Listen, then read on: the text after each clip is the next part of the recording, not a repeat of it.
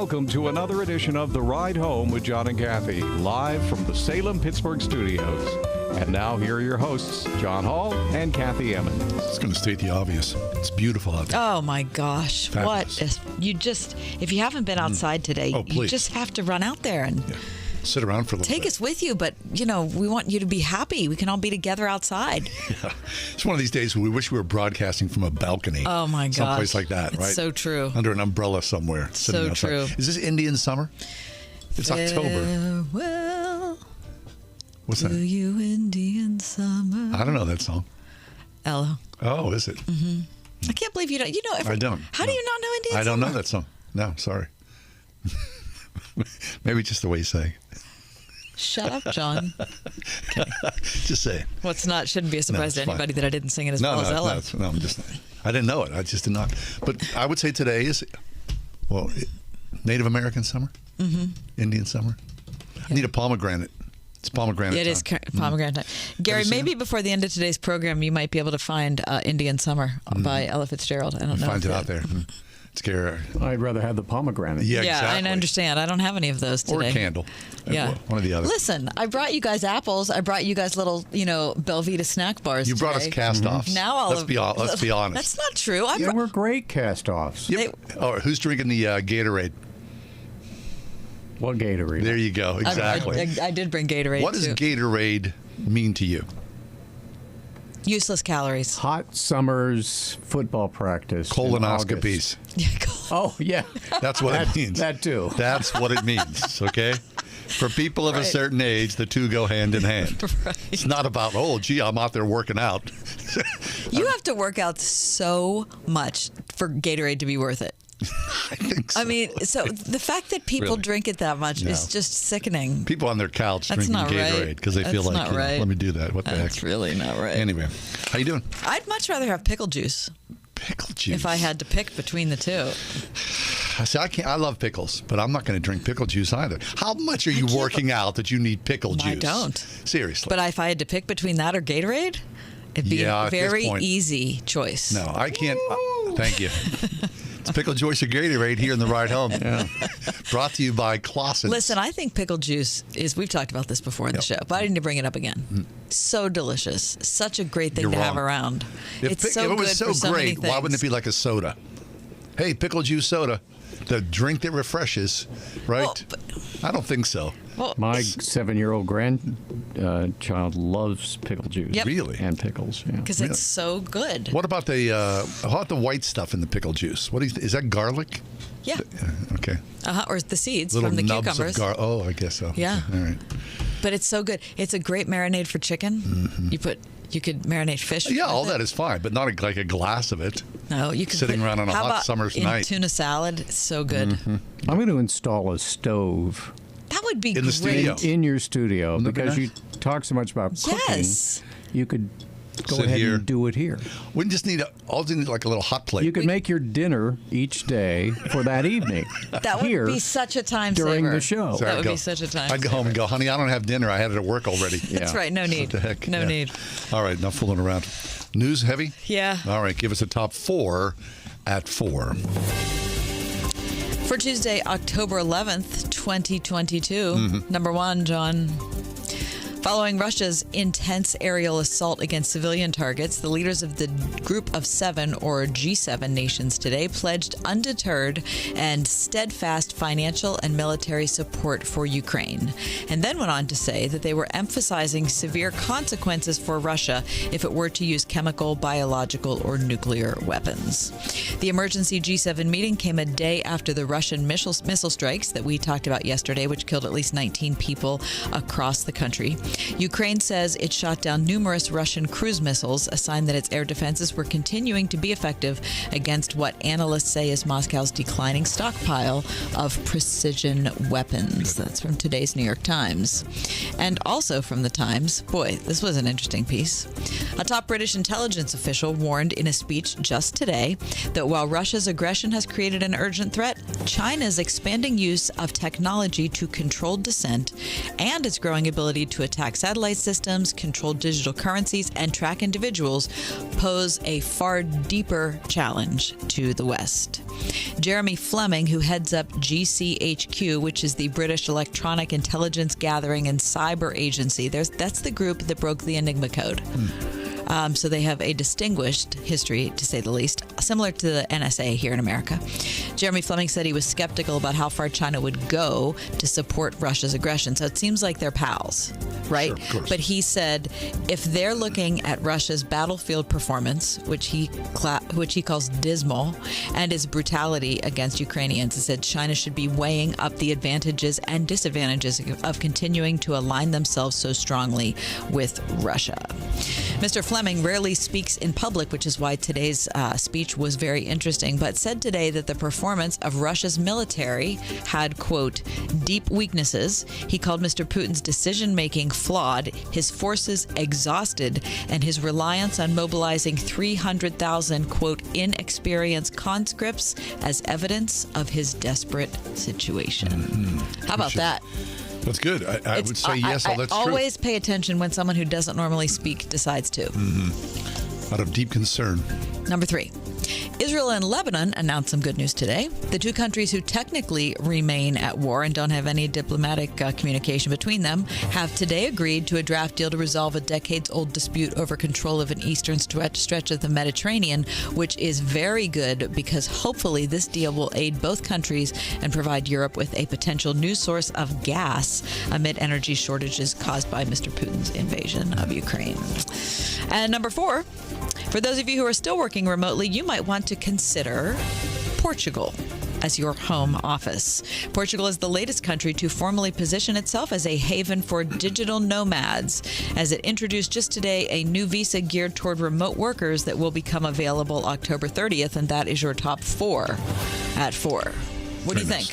Portugal, yes. You know I love Portugal. Comparatively low cost of living. Yes. Temperate weather. You experienced it? Yes, I did. Very friendly people. Proximity to other European destinations. Easy peasy on a train. Okay. Very nice.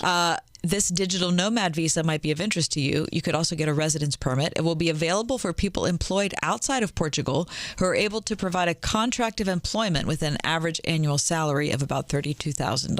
Okay, great. Well, then forget the in-studio kitchen. We're going to Portugal. Nice.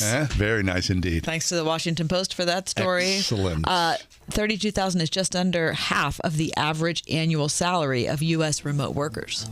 Really? So a lot of people That's surprising. could pick up and move to Portugal. Yeah. You lived on a roof there? I did. In a little pension. Okay. Happily.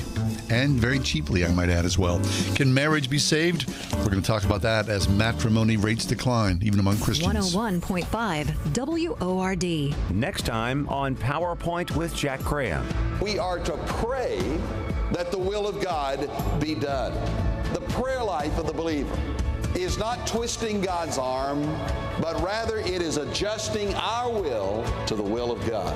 Tune in next time for PowerPoint with Jack Graham. PowerPoint tonight at 9:30 on 101.5 WORD. Hi, this is John Hall. You've all helped build MyPillow into the incredible company it is today, and have trusted in Mike Lindell to give you a great night's sleep. On top of the special exclusively from my listeners on the Brickell and Giza Dream bed sheets, marked down as low as $29.98, Mike is now changing the game with his 3-piece towel set. The set is made with USA cotton, making it extremely absorbent, yet still providing that soft feel you look for in a towel. The set comes with 1 bath, 1 hand towel, 1 washcloth, typically retailing for $49.99. Now, for a limited time, you get this 3-piece towel set for the low price of $19.98 with a promo code WORD.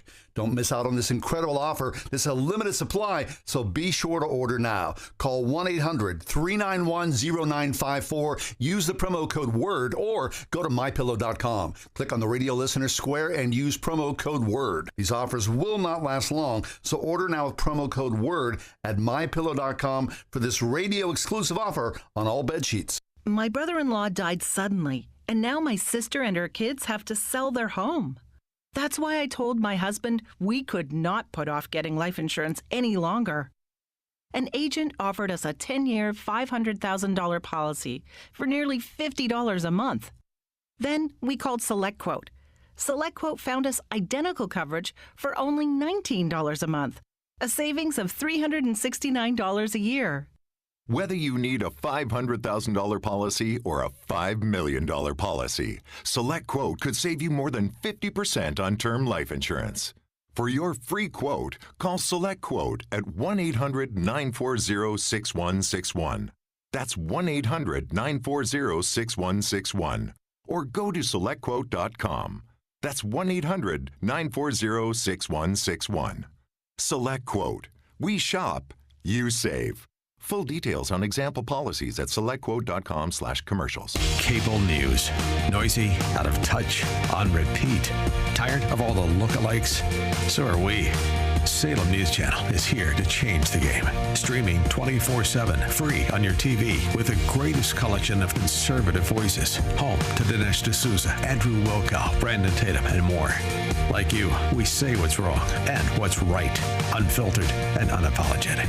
Salem News Channel. We're the answer to the mainstream media. Learn more at snc.tv.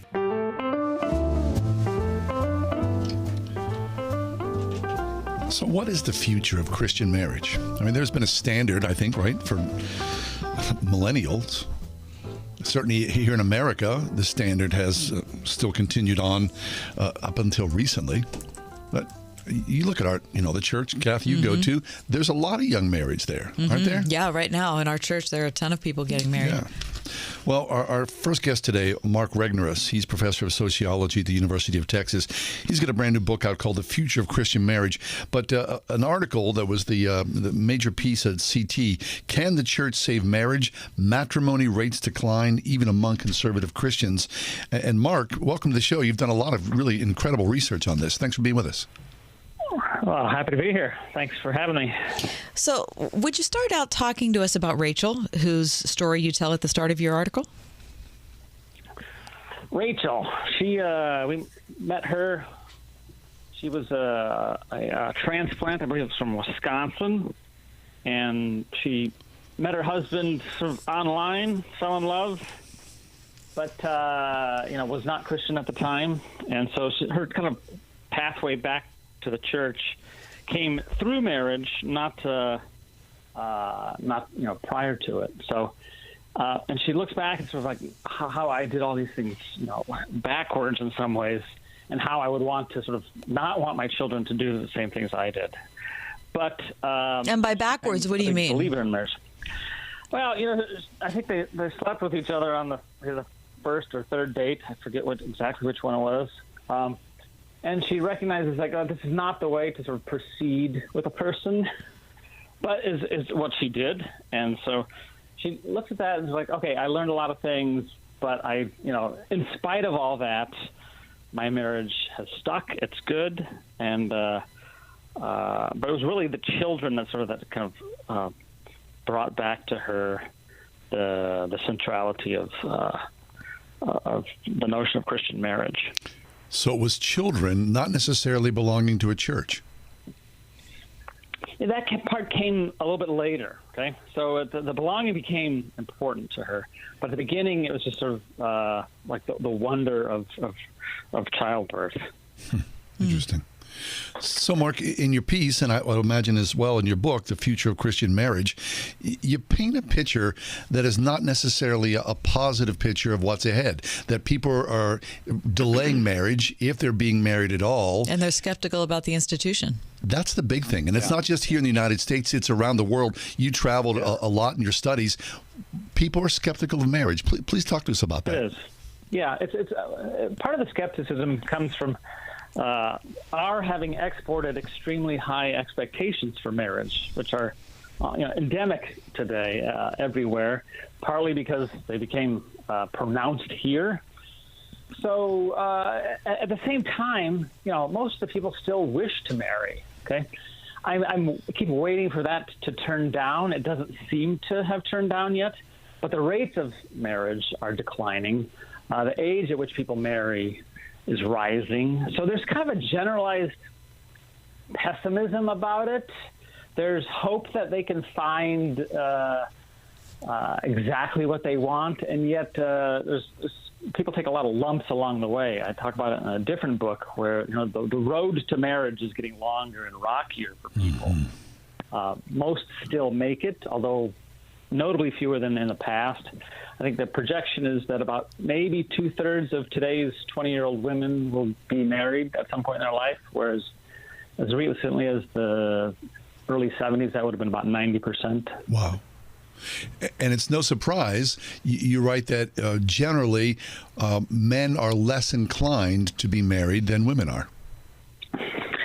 Yeah, and the funny thing is they tend to like their marriages more than their wives once they're in it, but they're pokier towards moving in that direction and have been so for quite some time. Yeah, so men and women, they want a little bit different things from marriage. They have different timetables. She's typically in a greater hurry due to sort of fertility concerns. So, it's a remarkable institution. It's been thrown curveballs lately on, both in terms of increasing divorce rates, but also sort of the very redefinition of marriage, at least from the government's perspective. Yeah. So I think people, they want it.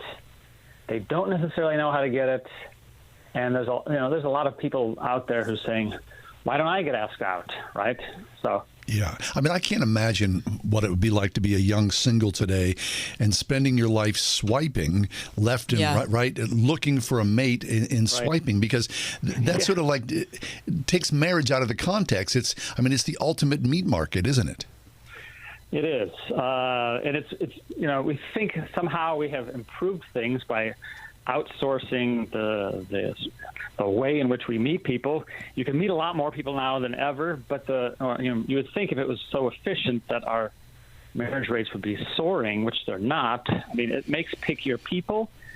It makes people think of other human beings as kind of packages, commodities, sort of that you can sort of quickly evaluate and cycle through. It's decidedly unhuman in many ways, but it's the fast becoming the primary way that people meet around the world. Mm-hmm. Mark Regnerus is with us, professor of sociology at the University of Texas at Austin, also co-founder of the Austin Institute for the Study of Family and Culture. His new book is called The Future of Christian Marriage. You write about Victor, who's 29 years old. He's an Orthodox Christian in Moscow, but he is afraid to get married as well. Do you remember Victor, and do you remember what his issues were? I write these things down. I'm like, Victor, if I'm not mistaken, he was married before. Mm-hmm. And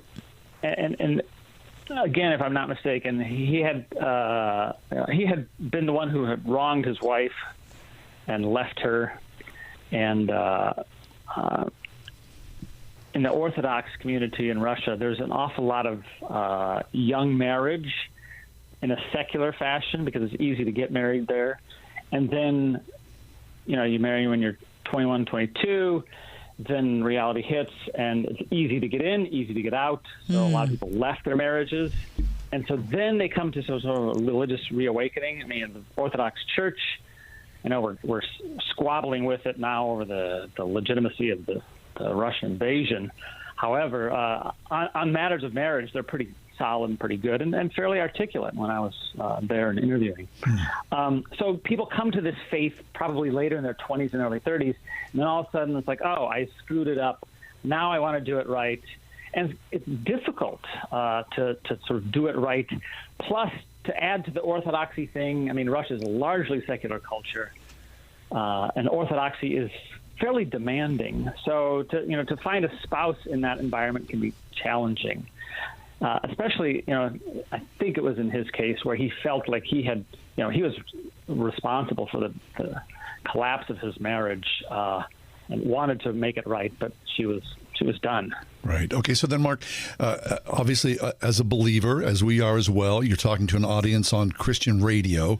Then, when you look at divorce rates inside the church as opposed to outside, there's not a whole lot of difference as opposed to, either or being divorced. So what's the solution? I mean, how can the church equip and embolden people to come to marriage and to do so and stay married? Right. Right. Well, the divorce rates are different. I mean, some of it's a function of, like, when are we looking? Right? Some people, like in Victor's case, come to regret what they did after they have come to sort of a more realistic faith. Now, so when Christians marry and they're serious from the get-go, the sort of rates and risk of divorce are much lower in that sort of situation. A lot of it, I think, comes to sort of a frank leveling with people about what marriage is, what it's not, what we should expect from it, what each person should put into it, right? But also constantly be aware of voices, messages, images suggesting that, this is a key component of marriage, and if you don't have it, you're missing out. I think, we have to have a bit of a more sober understanding of what matrimony is about. And if we have that, then we tend to sort of enjoy our marriages more.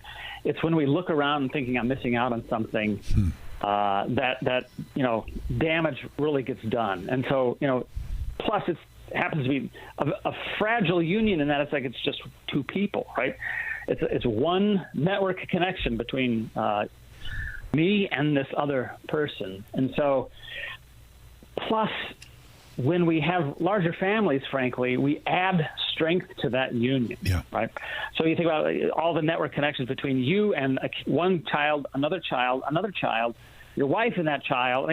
The whole unit of a family gets stronger with, a larger family, which most Americans are picking against. And so structurally, we're weaker than we once were. Mm-hmm. So I was thinking as you were talking, Mark, about my grandparents who were, all four were Polish immigrants. And they married, so it's kind of it's a long, complicated story that I won't get into. But I'm talking about my dad's side, which were all a big, huge, as you're talking about, Polish family. But a brother and sister married another brother and sister, right? So the brother from one family married the sister from the other family. Okay, so my family tree is like pretty complicated, or actually very simple on the one side. But here's the thing: I'm not saying that they didn't love each other. I don't even know, because they died when I was very little. But it was certainly the next step approach, which you talk about in your article, which is that they were getting married because that was their way to continue on their community, to continue on their Catholic faith, to promote their ethnicity, and it was what they did because that's how old they were. It was expected. That's what they did. Exactly. And they stayed married until they died. But you're saying that in your research, few couples now are looking at marriage that way. Yeah. Very much so. The description you provide is common from that era. I think of my own grandparents on both sides. I think one of those sets of grandparents were happier in their marriage than the other set, and yet they remained together. I'm glad they did. It's kind of like I have no narrative of divorce in my family because of that, right? Which is fabulous, because when we had trouble early on, I had no kind of avenue or understandable pathway to exit, because I was, didn't understand how to leave my marriage. And I'm glad I didn't, because we worked on it, etc., and things improved. And I'm like horrified at what I could have been capable of, right? Had I known people and had I had a pathway and an example to follow, which I didn't. So, one of the valuable things about marriages like that is not so much, are they wildly happy? They probably didn't even understand marriage as something that makes them wildly happy. It's like, this is what we do in our community, and this is how we carry this community forward, right? Mm-hmm. And alongside it, you can steal moments of happiness, and children bring happiness, and grandchildren, and not so much happiness necessarily, but sort of satisfaction. It's a different kind of term. Yeah. It's very difficult. I wish it wasn't. Because it seems like it's at odds with how we look at everything right now in our culture. 100%. Right? Yeah. Exactly. Yeah. It is a challenge. So it's almost as if people who make it and thrive in a long-term marriage today maybe they accomplish more or have fought through more things, right? Because they didn't have a supporting system around them like your grandparents did and mine of this is sort of our community and it's our extended network of social support. Right. But that's where the church comes in, right? They are the community. Exactly. Yeah. Yes. So one last question for you, Mark. When we're looking at 20-year-olds who, and you mentioned this in your article as well, they think that their 20s that's when you do what you want to do, right? And then once you hit 30, then you kind of said, well, I should probably maybe think about somebody else or whatever. Okay, I feel like that's not building a character or an attitude in a person that's going to allow them to thrive in marriage. Exactly. They're following a narrative that suggests like your 20s are the era of independence, marriage is somehow for the 30s. And but the remarkable aspect of that notion is that somehow there's a light switch that just flips on, and all of a sudden I start caring about other people, right? Right. If you don't care about people when you're 27, 28, you're not going to care about them when you're 31 or 32. So there's just this kind of outrageous lies, practically speaking, about how we're supposed to act and what's supposed to happen to us almost passively, naturally. And, you know, a good marriage is not sort of a match that's made externally. It's usually a match that's made once you are in it, right? Through hard work and through the support of other people. Yep, and the commitment to stay together. Yep. Well, Mark, thanks a lot. Yeah, this was really a good conversation. Thank very you. Interesting. Yeah, Mark Regnerus. He's a co-founder of the Austin Institute for the Study of Family and Culture. His newest work is called The Future of Christian Marriage. Mark Regnerus. Thanks, Mark.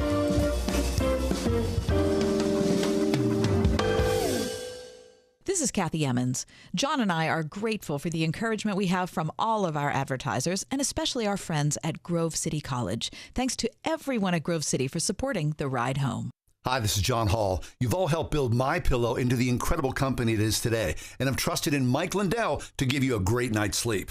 On top of the special exclusively from my listeners on the Perkel and Giza Dream bed sheets, marked down as low as $29.98, Mike is now changing the game with his 3-piece towel set. The set is made with USA cotton, making it extremely absorbent, yet still providing that soft feel you look for in a towel. The set comes with 1 bath, 1 hand towel, 1 washcloth, typically retailing for $49.99. Now, for a limited time, you get this 3-piece towel set for the low price of $19.98 with a promo code WORD. Don't miss out on this incredible offer. This is a limited supply, so be sure to order now. Call 1-800-391-0954. Use the promo code WORD or go to mypillow.com. Click on the radio listener square and use promo code WORD. These offers will not last long, so order now with promo code WORD at mypillow.com for this radio exclusive offer on all bed sheets.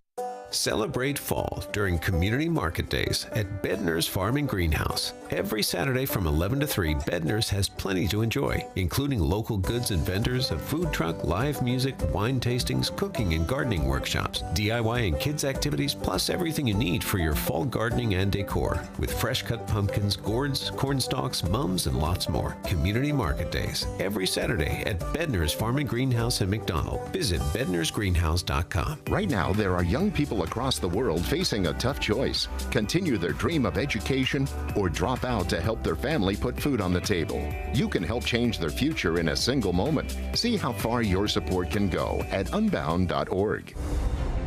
In those days, 10 men from all the nations will take hold of the garment of a Jew and say, "We want to go with you, for we know that God is with you." Join Messianic Jewish evangelist Rabbi Kurt Schneider as he shares authentic teaching from the Old and New Testaments, unfolding revelation today for your brighter tomorrow on Discovering the Jewish Jesus. Monday through Friday at 1:30 p.m. here on 101.5 Word FM. 101.5 WORD FM Pittsburgh. on your smart speaker by saying, play the word Pittsburgh, and on your phone via the Word FM mobile app, iHeart, TuneIn, and Odyssey. Choose fresh, local Pennsylvania milk. It's naturally packed with 9 essential nutrients, just what you need to power through the day and fuel your body and mind. Milk also builds stronger communities, providing jobs and pumping billions of dollars into Pennsylvania's economy every year. And it all starts with you. Choose PA Dairy. Goodness that matters to your family and our communities. Look for labels with PA Preferred or Code 42. Find stores at ChoosePADairy.com. Paid for by the Center for Dairy Excellence.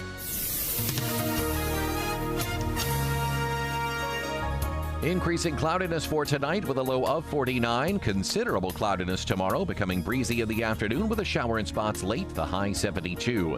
Tomorrow night will be breezy and mild with periods of rain and a thunderstorm, low 57. Thursday, mostly cloudy, breezy, a little rain in the morning. That'll be followed by a couple of showers in the afternoon. We'll reach a high Thursday of 62.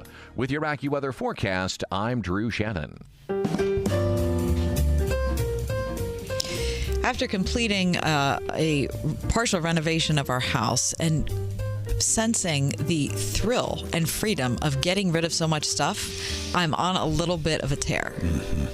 So I finished reading Marie Kondo's book over the weekend. What's it called? The life-changing magic of tidying up. Sparking your joy. Sparking your joy. And as much as we've made fun of it on the show, because she is funny, and she is funny, it's very good. And it was very, very helpful. And really? Yes. Helpful. You got rid of a lot of super stuff. Helpful. Oh, yeah. Because now you love yourself a yard sale. I do. Not anymore. Are you done? I think I might be done. Or at least I'm not nearly as invested as I was. Right. Because here's the thing. When you buy something and bring it into the house, you have to figure out where to put it. Where's it going to go? Right. Who's going to take care? Right. Right. And in the past, what I just did was, there's a corner there, I can put it in there, there's a closet there, and I'm just not doing that anymore. No. And it's very, very freeing, and I really love it. How much stuff have you gotten rid of? Any idea? I mean, we estimate probably 40% of what we owned. 40%? That's pretty good. Yeah. And you're still on the track. We're still on track. What was the biggest things? Like, was it books, clothing, kitchen stuff? Books was a big thing. The biggest thing were all of the kid things we had accumulated for our daughters. Ugh. That's what it was. Please talk. I mean, so many toys, so many stuff from school, so many books from school, so many notebooks. You're saying so you're many saving clothes. that for them, or for just we you? just hadn't gone through it. You're not. I got Do you so know what many I mean? folders. Like there were drawers filled with this, and there were boxes and closets filled with that, and whatever. I think that it was just, we got to get rid of this. I say that to my wife all the time. When we die, do you think these kids want this stuff? Right. No, they don't want this. The They're not even thinking about it. We've got boxes of toys in the basement, right? Toy boxes. Like, I love this. Whenever they get older, their kids are going to want to play that. Nope, they're not. Probably not. Because it's been in the basement for 40 years. I don't think so. Right. No. Yeah, so I think that was most of the stuff. Mm-hmm. Plus, we had also liquidated my mom and dad's house. Oh my gosh! And so generational clutter. I still haven't gone through all of that. Because that's harder yet. to get rid of. It is harder because there's a lot of emotion and a lot of attachment in that. So save your kids the emotion and attachment. Yes, it is really very, very hard to go through. Because that little piece of crochet. Right. Mom. Okay, so this is what Marie Kondo says in the foundation of her book, is that you should set aside however long it takes, a week or whatever, take a week's vacation and go through your entire house. Do it one time. Mm-hmm. Now, if I would have read this book before doing the project I did, I would have said, you are out of your mind. But really, I think she's right in that because we had to do it, because we had to empty out our entire first floor, it had to be completely empty. To the studs. I mean, empty. You went down that far. We really did have to do it in one fell swoop. And I think that's what really kicked me into gear, is thinking, I really don't want all this stuff. Yeah. Anyway, when I saw this article in Wirecutter today, 7 steps to declutter your life. This is different than what Marie Kondo is saying. This is not like a full scale, we're doing everything. But I do think it makes some interesting points, and I'm eager to take advantage of them. Okay, good. Number 1, rearrange your fridge. How confident do you feel about your refrigerator? Good, real good. Do you? Well, once here's a weird thing. Once our kids left for college, I rearranged the fridge. Oh. Because, What does that mean? Because you didn't want the stuff that they wanted in there? Yeah, one of my kids is like in love with hot sauce. I mean, I'm sure I've got 10 bottles of hot sauce in there. I mean, what do I need that? Wow, that's a lot of hot sauce. Yeah, mustard. Weird stuff like that. Pickles. I don't know. So now I'm looking at the shelves. Yeah, but okay. I don't know if that's what this article is talking about. Well, the article is talking about that. If you want to keep track of food and not waste it, you can get something like green frog tape, which is like painter's tape to put the label and date on everything, and also keeping a whiteboard to note what's in the fridge. That's a little much. Which I can't imagine I could do. Whiteboard. How much time do I have to be writing on a whiteboard? Kind of funny you say this because I was in the dining room this morning and my wife I knew she was in the fridge and she went, oh, like she was happy and surprised. That happens to me all the time. Oh, I forgot that was in here. There it is. Yeah, exactly. And I was like, oh. Plus, you have 2 refrigerators? We have a refrigerator and a freezer. Okay, so we have 2 refrigerators. See, so we have a downstairs and an upstairs refrigerator, right. And the basement refrigerator, which we fondly call Johnny, thank you, because John found it for me on Craigslist,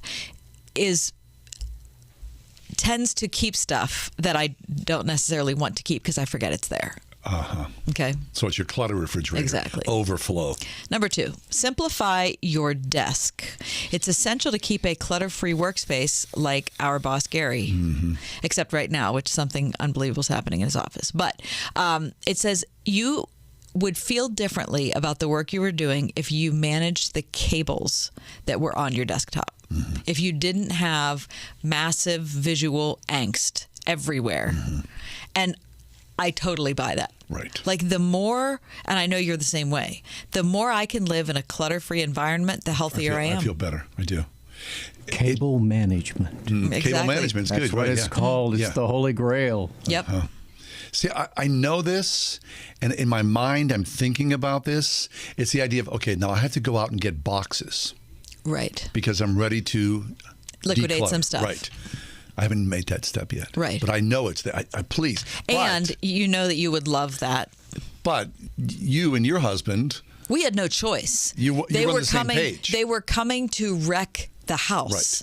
Right. So that kind of gives you an impetus. There's a day when we have to have everything out. But I'd go to my wife, well, we should probably get rid. No, we need that for, the kids or whatever, right? Everyone's got their own, this is what's important or what's not important. There's a lot of things. Okay, now speaking of women, tame your purse is something that this article talks about. The purse can be a deeply disorganized vat of nothingness. You've got a big purse. I have a really big purse. Yeah, I've seen it. But that's my work bag. It's not really a purse. Okay.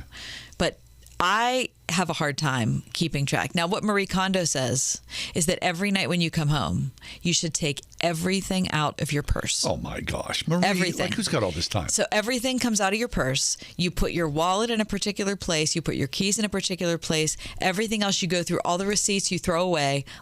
So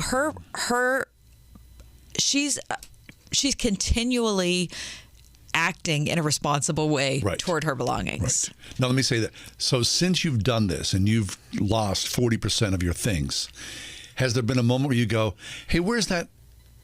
Oh, I got rid of that. Yes, but only one time. Have you mourned its passing? No, not for long.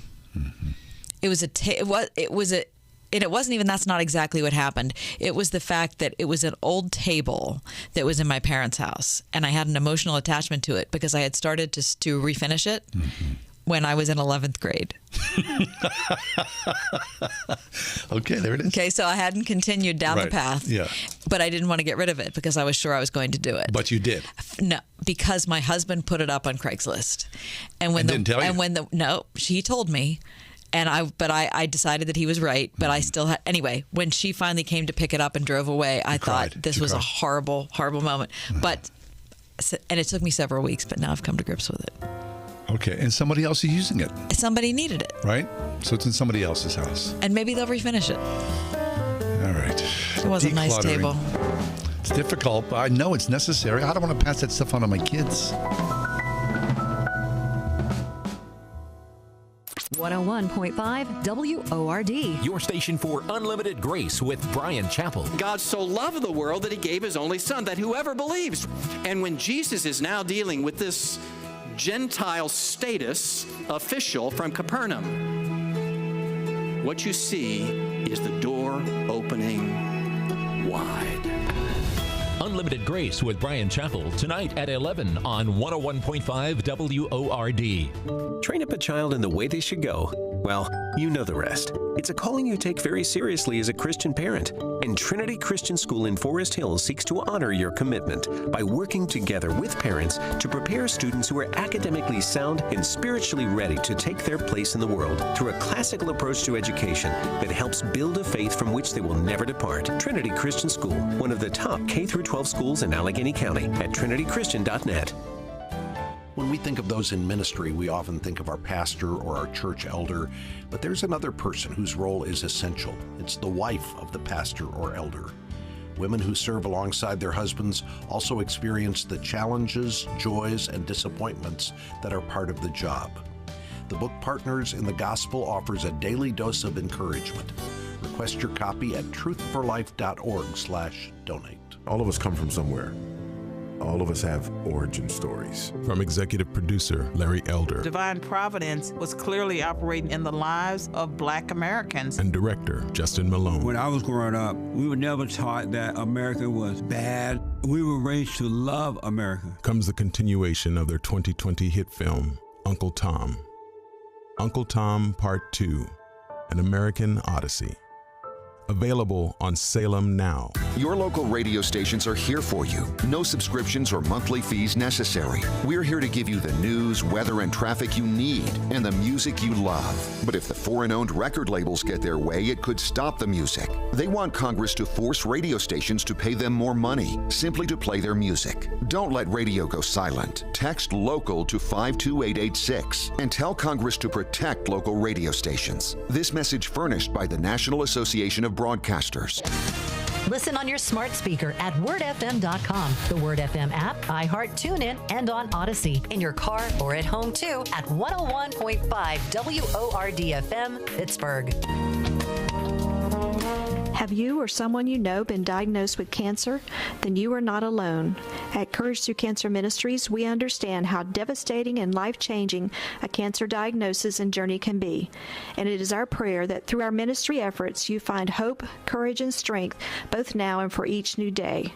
Our toll-free number is 1-855-6-COURAGE, and our website, couragethroughcancer.com.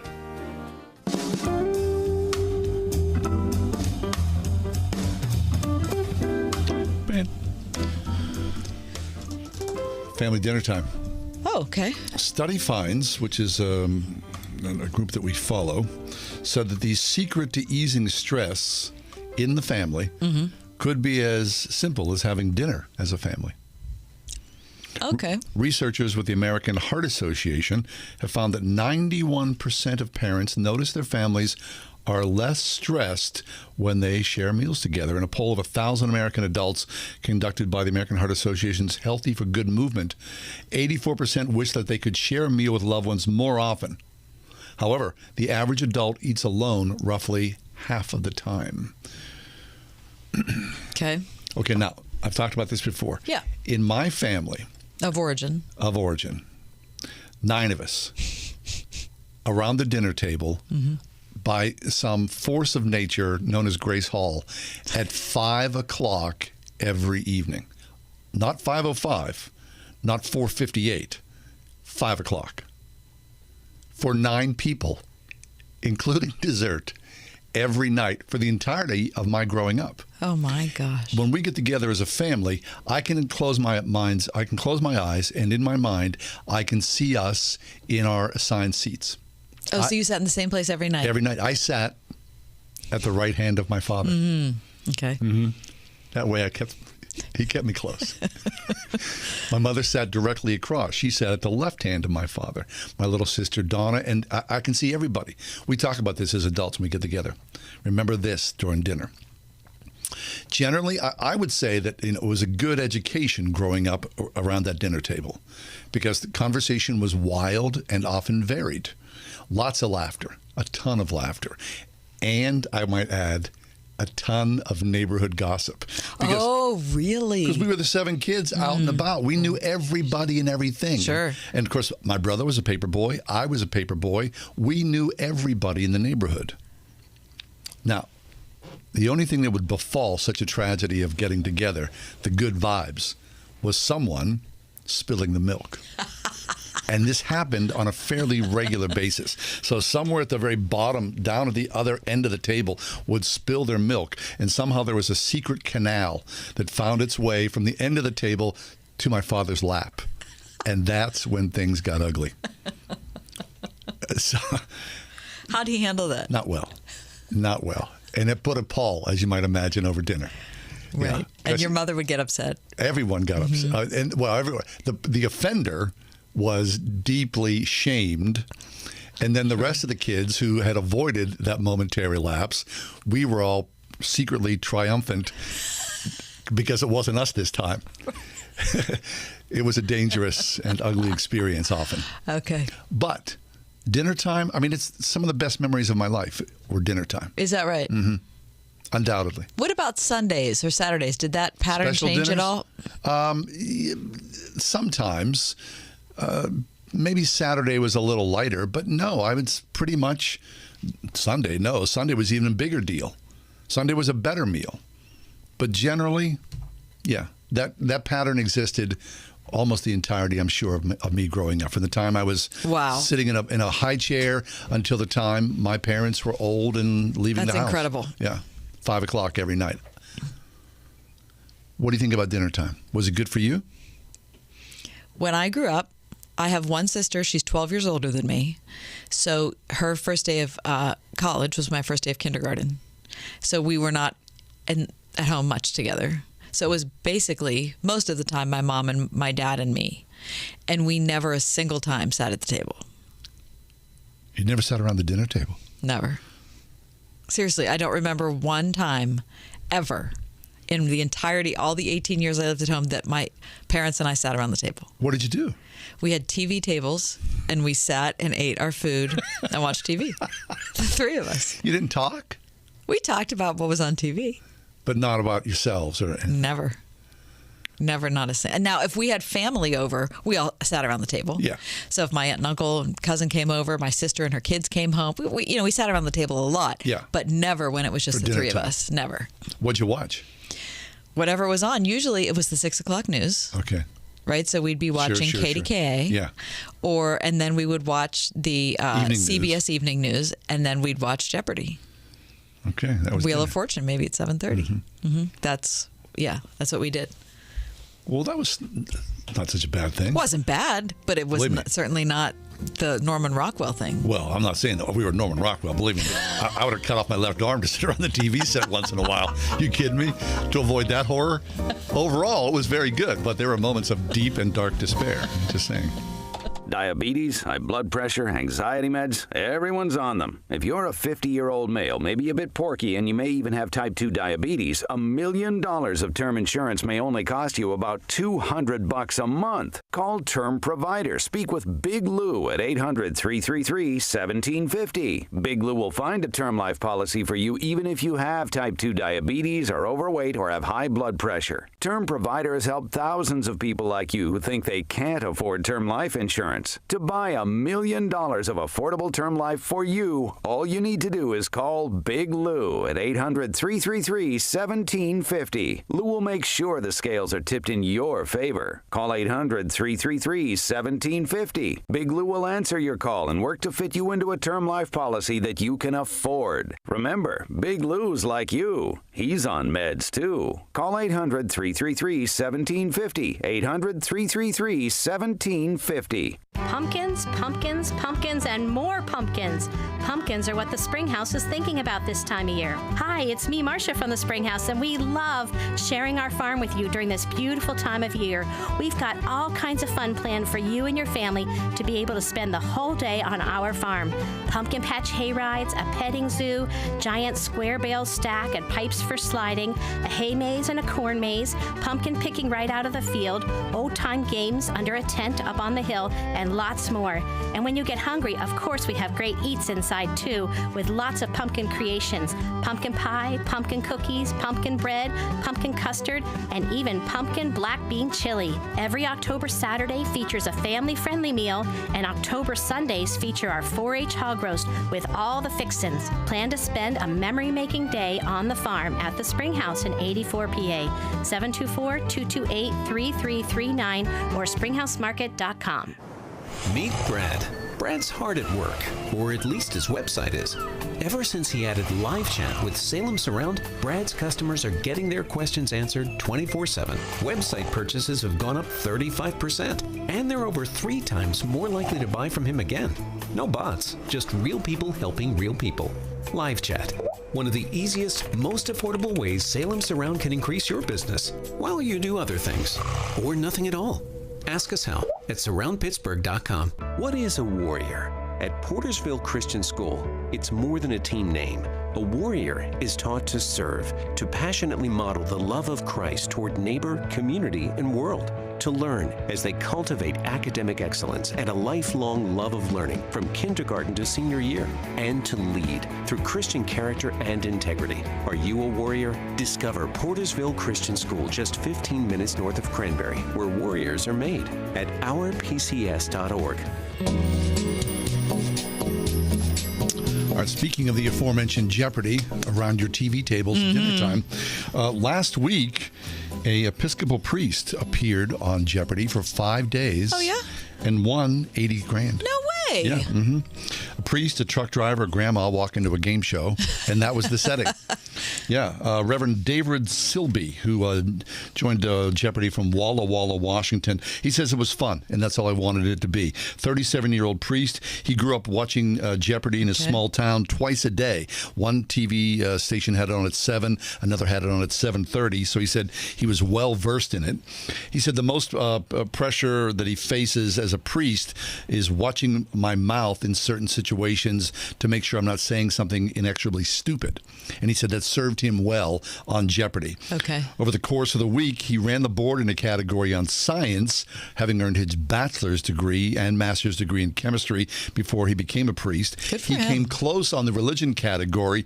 In his defense, he said the answer stated in the form of a question that was late to buzz in on was, what is the rapture? He says many Christians, himself included, don't actually believe in the rapture. He stumbled on the question. He said, you know what, it's okay to be wrong sometimes. It's okay to do it in front of a national audience. He said, I think my results stand for themselves. No I had a kidding. really good time. He said, more than anything else, he said he just wanted to be a fan. He wanted the fans of the show to see that priests are normal people, too. Good for him. And for one episode, he did wear his priestly collar. He also said people chimed in to the producers on Jeopardy, saying that they were triggered by seeing a priest on the show. He said, I'm just kind of a trivia buff kind of guy. I wanted to play Jeopardy all my life. And he said, if I had gone on in the first day and gotten wiped off the board, that would have been okay, too. But he said, I did tithe 10% of it, of his Good for him. $80,000 That's win. awesome. Yeah. That's really great. When you watch Jeopardy? Yes. How are you? Not great. Were you ever great? Not really. I used to be really great. I mean, I never watched it all that much. Like when I watched it when I was growing up, but after I left home, I don't think I've probably seen it twice since I was 18. There was a good period where I would watch it on a regular basis and be strong. I think it's a great game. Now I watch it and go, no. I got yeah, I have absolutely nothing. I got nothing on this. All right, speaking of a lot of nothing, and speaking of pastors, this is from today's Washington Post. A 35-year-old, not what that Episcopal priest was 37. This is a 35-year-old youth pastor at a South Carolina church, has been placed on administrative leave after reportedly giving out stickers to students that read, I heart hot youth pastors. Wait. So is the guy himself the hot youth pastor? Apparently. So he meant it as a joke. I guess. Fairview Baptist Church, which is in Greer, South Carolina, announced Sunday that this man has been placed on administrative leave, will not be involved in student leadership while they conduct an investigation. Apparently, he acknowledges he made a poor decision and a mistake by making a sticker available that was offensive to some. The Post did not describe the stickers, but the sticker was shown on, of course, social media. Right. Monday morning, he no no longer appeared alongside church staff on the website. The church says that they're taking the matter seriously and trying to be proactive. I get it. Et cetera, et cetera, et I cetera. mean, the age we live in, that does feel as though you're kind of crossing a line. However, it could be construed as innocent fun as well. Right. But thinking that he went out and probably produced these stickers himself, right? Right. You have to go somewhere, design the sticker, order the sticker, and then pass them out. It does seem kind of creepy. It does seem kind of weird. Yeah. The reason it ended up on social media is that a sister posted the picture because her little sister was 14 and was a member of the youth group. And she said the youth pastor at my sister's church gave this to her. She's 14, he's 35. It made her uncomfortable. As it should. And that's what happened. Mm-hmm. All right. Well, the youth pastor found out, right? And that was that. Yeah. Stay away from stickers. I mean, what? You have any bumper stickers on your car? No. I read somewhere that the more bumper stickers you have on your car, the more prone you are to road rage. I wonder if that's true. Because you see people. I can imagine that. You feel strongly enough you're going to slap that on your car, you might slap somebody.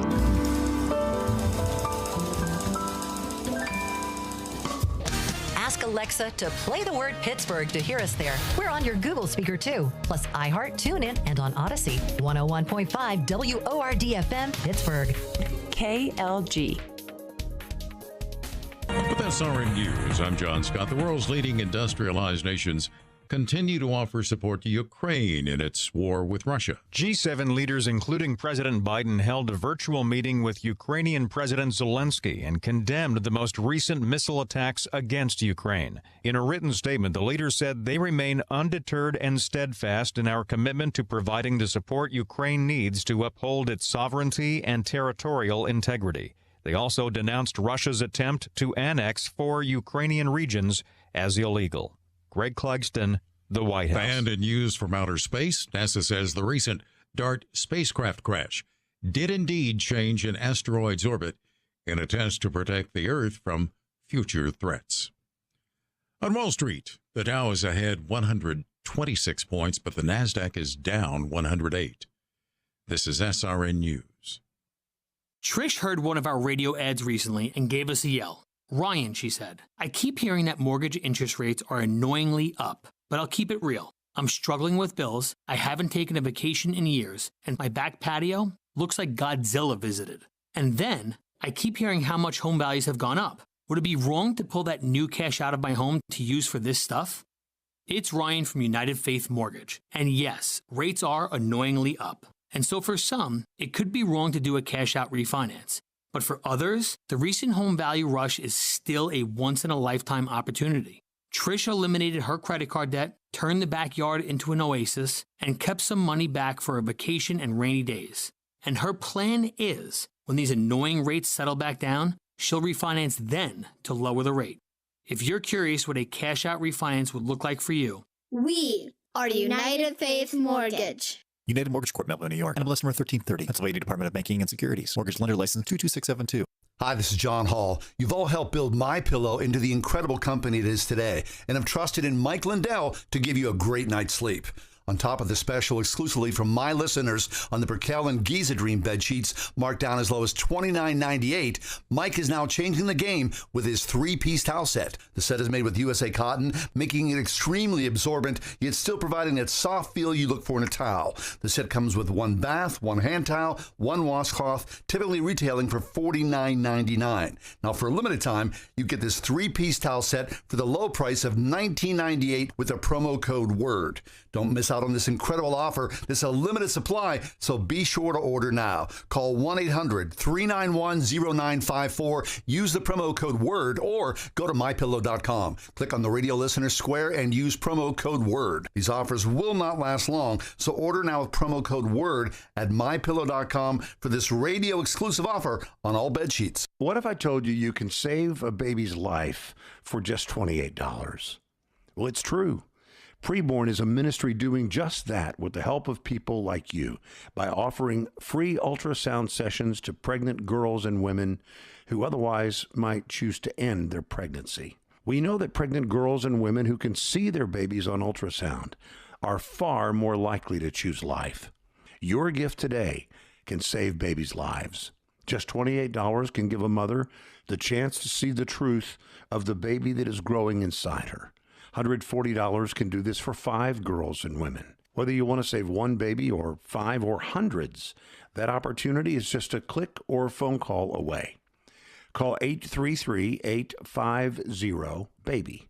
That's 833-850-2229. Or click on the preborn banner at wordfm.com.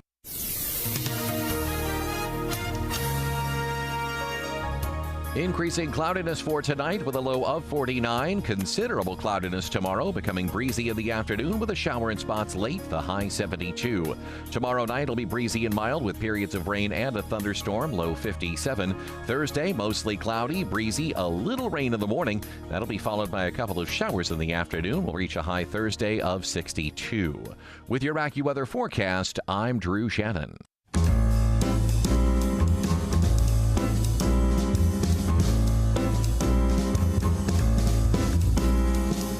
Welcome to another edition of The Ride Home with John and Kathy, live from the Salem Pittsburgh studios. And now here are your hosts, John Hall and Kathy Emmons. Back in September 26th, NASA slammed a spaceship into an asteroid. It was called DART, the Double Asteroid Redirection Test. Well, they did announce today, NASA did, that the event, I guess it's an experiment. It worked. Yeah, success. How about that? The DART mission, a full-scale demonstration of deflection technology, was the world's first conducted on behalf of planetary defense.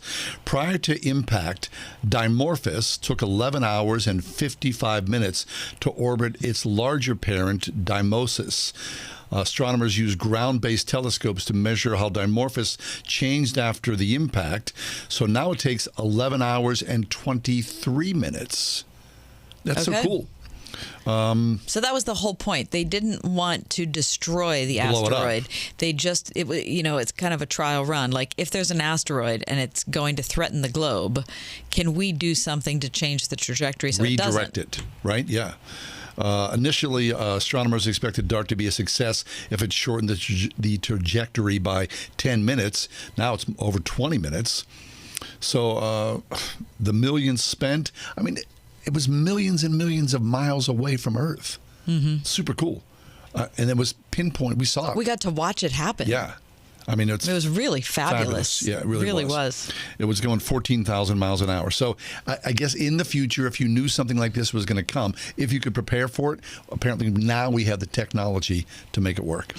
And we would, if an asteroid was coming to Earth, we would have enough time to be able to do something about it. Perhaps, if we saw it in time. Right. I was thinking about yesterday what we talked about William Shatner. Who's 90, what did you say? 91. And went into space last year and was sort of befuddled, surprised by his response to being in outer space. He said he came back terribly depressed when he thought he would be jubilant. Yeah. Isn't that fascinating? He said that he thought it was going to be like the Great Frontier. Yeah, the capstone of his career. Right. But it wasn't. He said it's cold and dark. That's not what Star Trek said. It was the last frontier. Yes. Not the Great Frontier. Cold and dark out there. This is where we should be. Right. And he still hasn't gotten over it. Gotten over that feeling. Right. And I liken this as space experience to driving a Kennywood. I keep bringing up this, program that I watched that is not fact-based. It's an alternate history for all mankind. Oh, yeah. But most of the second season takes place on the moon. And just watching it over time, watching the whole second season, I found it to be like a depressing watch, even. Really? Because it's so monochromatic. Yeah. So not a lot of beauty there. No, not a lot of beauty there. Beauty for a while, but you kind of go, oh, geez, it's all black and white. Yeah, monochromatic. Anyway, speaking of monochromatic, I'm happy to tell you that there's a final in maybe 10 innings.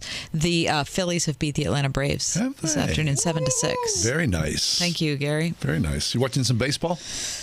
I have watched some baseball over the weekend. Yeah. I haven't seen any today, but I just wanted to check up on the score here. Anytime the Braves lose, it's a good day. I know. Is what I say. But you know why? Because I cannot stand that tomahawk shot. I can't even. No, right. I remember going to Pirate games with my kids and being terrorized by Braves fans. It's the worst. We have a very strong memory of that. It's such is life. Between the Braves, the Chiefs, USC does that too. Yeah. Did the Buccaneers Tampa Bay do that? I don't think so. Okay. Speaking of Tampa Bay, we get to welcome Tom Brady to town on Sunday. Yeah. It doesn't look good. It doesn't look good. No, Did you? Mike Tomlin had his noon presser today. That was bad. And yeah, despite there was some technological problems with it. Yeah. He said that, he wasn't beholden to anything. He was, but he's not going to make changes. He's not going to be like, it's not like he's in a hostage situation where he's going to he's not make a gonna change make changes. just to make a change. Right. Well, he's not going to make, what do you mean he's not going to make changes? He should make some changes. Don't you think? Well, he's not going to admit that to the news media. No, you're right. Right. He's going to, you guys tell you. When things are great, that's a great press conference. When things are bad, that's a rough 30 to listen to. Yeah. I mean, talk about dinner time tension. Holy smokes. That's it in spades, right? Can you imagine how tight it is at the... No, at the training facility? On the south side? Gosh. No, not at all. Anyway. That must be a very unpleasant workplace as of right now. All right. When we come back... We're super excited. We are. We're looking forward to this conversation. 40 years performing for kids in cafeterias, small spaces in elementary schools. Big stages, gyms. From there to Broadway and everything else in between. Actor Tim Hartman joins us in just a few minutes. Stay tuned. 101.5 WORD. She was giving me the ultrasound and she turned on the sound and my baby had a heartbeat.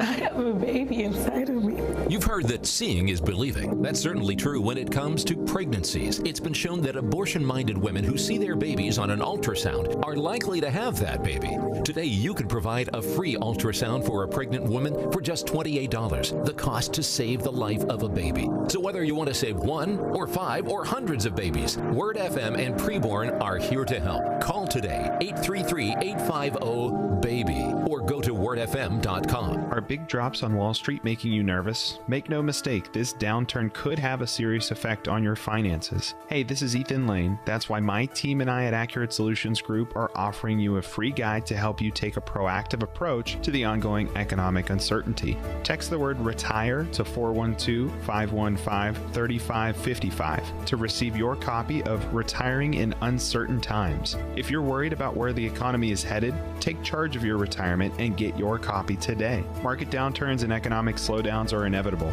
but you've worked too hard to leave your life savings to chance. Discover what you can do during this down market with help from this free guide from Accurate Solutions Group. Get your copy now by texting RETIRE to 412-515-3555. Firm offers insurance services, investment advisory services offered through ASG Investment Management, LLC. Investing involves risk, including the potential loss of principal. International travel is open again. So now is the perfect time for that trip to Israel, the trip of a lifetime.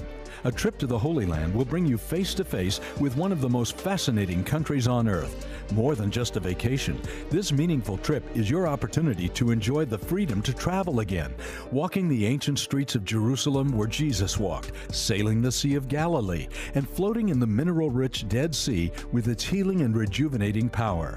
Sebastian Gorka and Dinesh D'Souza, along with our trusted travel partner Inspiration Cruises and Tours, personally invite you to experience Israel with them this November. To book your trip to Israel, log on to standwithisraeltour.com. That's standwithisraeltour.com. Then call 855-565-5519 to secure your spot. Call today, 855-565-5519. When we think of those in ministry, we often think of our pastor or our church elder, but there's another person whose role is essential. It's the wife of the pastor or elder. Women who serve alongside their husbands also experience the challenges, joys, and disappointments that are part of the job. The book Partners in the Gospel offers a daily dose of encouragement. Request your copy at truthforlife.org/donate. Remember the school assembly? I used to love. We have an assembly today. Oh my god! Third period. Oh my gosh! Depending upon what grade you were in. I know. Right? If you were in third grade, and it was depending on what you had third period. Right. Do you know what I mean? Like what you were getting out of. Oh my gosh! I don't have to go to biology. Who's going to be here? Someone's going to show up for the assembly. What's going to happen? Right? It was great in elementary school. Just say no. Junior high was a little dicey. High school. No, forget. You rolled your eyes. Yeah. But Tim Hartman is with us. For more than 40 years, Tim has been the headliner at assemblies across this great country of ours, from cafeterias and small theaters to the Broadway stage. Yeah. Tim, congratulations, 40-year anniversary. Thank you so much. Yeah, it's our pleasure. It's really exciting. Yeah, what the heck? Yeah. I mean, I never thought it would end up like this. You're here with us now. Yeah, it's great. That's the case. No, it's fantastic. Okay, so did you have a formal celebration for 40 years of doing this? No. In fact, I didn't really try to make a big deal out of it because it tells people that I'm really old. Right. Very old. But it's changed over the years. It's really fun that I still throw myself around. I still do pratfalls for small children. And the only difference is now when I fall down, the kids still laugh, but the adults all go, did he break a hip? Yeah. So 40 years. 40 years. Okay, so go back to the very beginning. Oh, gosh. I graduated in 1982 from Milligan College with a Bible major and a minor in fine arts. And I came back to Pittsburgh, started working for my father in his business. He fixed adding and calculating machines. And then my first job acting was doing dinner theaters. I just started auditioning. Don Brockett? Dawn, it was great, wasn't it? That's really good. No, I didn't work. Winnie Flynn. Do you know Winnie Flynn? Winnie Flynn, yeah. Yeah, up in the North Hills. And then start just telling stories. Just I'd go to churches and, civic organizations. And the Carnegie Museum of Art saw me do that, and they hired me to be the storyteller for the museum. Wow. Which was really fun because they just say, pick a painting and we'll get some kids in here. And you'll tell a story in front of that painting. So, the big mural in the stairway with all the steel works. Fabulous. I told Joe Mazurak there. Fantastic story for that. And just started finding stories, animal stories that matched the paintings. Docents hated me because I was too loud. I was very loud. You guys know I'm hard loud. to imagine. Yes. And so from there, somebody saw me from the Shakespeare Festival, started working there, started working for Saltworks Theater Company, started touring for children through the Shakespeare Festival, and then realized that I didn't really need anybody anymore, Yeah. So I just started running my own shows and performing my own shows, and for 20 years, the Children's Museum was my booking agent. They booked for you. They booked for me. Which made things a lot easier. Oh, yeah, that's so great. But they got out of that business. And so for the last, I don't know, probably 7-8 years, I've been my own booking agent, which has been great. Sure. Yeah, it's fantastic. But 40 years, yeah, Tim, I mean, that's an accomplishment. And it's an unusual thing. I mean, how many people like you still exist in this country that make their living as a storyteller with kids? Probably not many. Mm-hmm. Not many, because it's hard. It's not an easy thing. No. You have to really know your audience. And a lot of people either talk down to children, it's just, hi, kids. And, you'll lose starting in second grade. They're like, it's that guy. Or you don't know how to control the situation. And a lot of people go into assembly programs having no idea what the kids want and how to control the kids. So make them listen. And that's what I do. I either make them laugh so hard that they're listening, or I'm that big 6'6" scary guy who can command them to children. It's time to listen. Okay, so what about people who say kids can't listen anymore? They're in front of iPads all the time. They don't read books, and they don't have an attention span. I don't have a problem. And it's true. But like, we've gone through the pandemic, and there were kids who had never been to an assembly program and didn't know how to be an audience. That's happened because of the last 2 years. But if you know the rules and you know how to control yourself, don't be so excited that they get too excited, but know how to reel them in once you have them laughing really hard, and just sort of bring it down and quiet it down, and you will demand that they listen. So I teach every audience I go in front of to be an audience, and that's really so they don't have to know how to be an audience when they come in. Right. Yeah. So there's obviously a craft and art to what you do. Early on, did you had to teach yourself that, or did you have enough of a skill set to go, I think I can figure this out? I'm sure there were some bumps along the road, but when you look at yourself and think about yourself 40 years ago to where you are now, there had to be some adjustments. Yeah, absolutely. There's a learning curve. So it starts out as that thing where you're so excited, they feed off that. And so I learned very early on that I just had to be relaxed. You know what that's like doing a play, right? Sure. That first couple performances, you might be a little more active than you need to be. But then you sort of settle down and you realize that you are in control of what you are doing. And as long as you are comfortable, they will reply with the same comfort. Yeah, so at the very beginning, it was harder, but I've been doing this since I was 12. Even, 10 years before my 40th year, I was performing at churches and in front of children, and realized really early on that I didn't like to be in situations where the kids were just totally out of control. I mean, you go into some venues and people think that's what you're supposed to do. You're supposed to get the kids really excited. And I'm like, no, my job is to get them to listen and to have a good time and then maybe learn something. So I'm glad I learned that lesson pretty early on. Now, look, early on here, you said your father made his living working on office machinery. Yeah.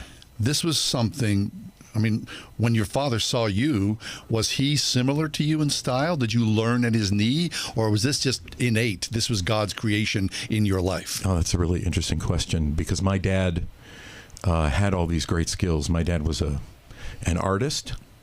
He was a great speaker, a good bass singer, wanted to be a pilot, thought he might be a pastor. And then when he was old enough and said he wanted to go to college, my grandfather said, "Oh, no, you're going into my business." The family business. Yeah, and he had to.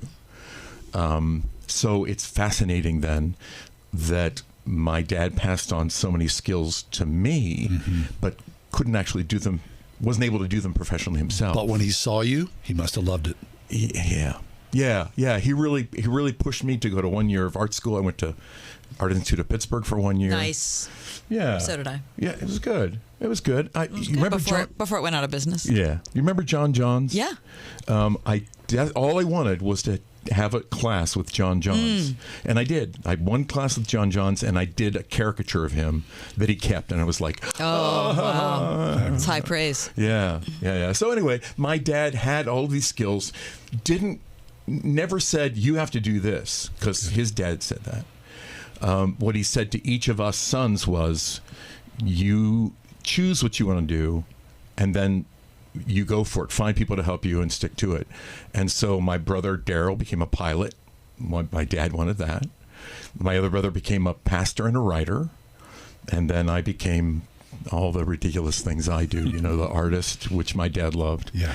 And the singer, actor, storyteller. Fabulous. Yeah. So in all those 40 years, any guesstimate on how many thousands of kids? It's in the millions. It's got to be like 3.5 million. Wow. That's so crazy. Were you doing 2 shows a day? Yes, often 2, sometimes 3, sometimes 4. Wow. Which is, that's... And driving all over, I mean, you started at home sometimes, right? And all over Western Pennsylvania and beyond. Yeah, Pennsylvania. I'm doing a short tour to Maryland next week. I see. And so these are all, I should say that these are your creations. You're the writer of the shows that you present. Yeah. And what shows are you presenting now? The main shows I do now are 4. I do a show called Goaltending, which talks a lot about the stuff that I had to go through with my father. Trying to find a way through life and choosing what I wanted to do, and using a story that my brother wrote called The One and Only Delgado Cheese. It's a great story. Which is one of his first books. So it feeds into how do you achieve your goals. Well, it was one of his first books because he followed these steps. The other show I do is called Folk Trails. Folk Trails is stories from all around the world that deal with things that I think kids really need right now. Self-sacrifice, generosity, kindness, looking outside of yourself, because we've all become so insular. We're all looking at ourselves so much that there's this sort of, there's a thing happening now where I think kids feel like they demand that they get everything they want in life. And so I'm constantly trying to teach kids that self-sacrifice, generosity, looking outside of yourself is a better way to live ultimately. So those stories are great because they're from all different cultures, but they have all the same values. So you can see the Japanese folk, the people in Africa, people in Egypt, all have these same values that they care about. And then I pass them. These stories are really funny and silly, but make their point. Then I do a show called Tales That Tell Why. It's a science-based show. Just talks about the scientific method using those stories. Why does the elephant have a long trunk, or those kinds of ridiculous stories. Cultures trying to figure out the world, and then how we did find out how the world works. Then another story that I really love doing is called Construct a Tale. It's based on an old French fairy tale called How Johnny Pancake Almost Married the Princess of France. And Johnny's not very smart, but he's got a good heart, and these amazing things happen to him until he meets the Princess of France and doesn't really want to marry her. But the king gives him half of his fortune because his girlfriend, Yvette, she is ooh la la, is more beautiful than his daughter, so he's forced to give him this prize. Great show, but it talks about how the steps of how to write your own stories. So those are the main shows I do. That's a lot of shows. Now, I should say we're talking with actor, writer, cartoonist, storyteller, Tim Hartman. He wears a lot of different hats. He's with us here in studio. Tim this year is celebrating 40 years of performing assemblies and beyond. We're talking just about a very small bandwidth of the work he's done over these past 40 years. Now, Tim, I'm sure, in the millions of kids, which is an amazing figure that you've performed in front of, there has to be some stories, some kids that you remember, right? I mean, there has to be. And I wonder about that, but I also wonder about your connection with the school boards or the administration as you present yourself and sell yourself as a storyteller in this day and age, because it's become, I'm sure, fraught with a lot of social and political things that you have to minefield skipping through. Yeah. Yes. Yeah, it's so touchy now.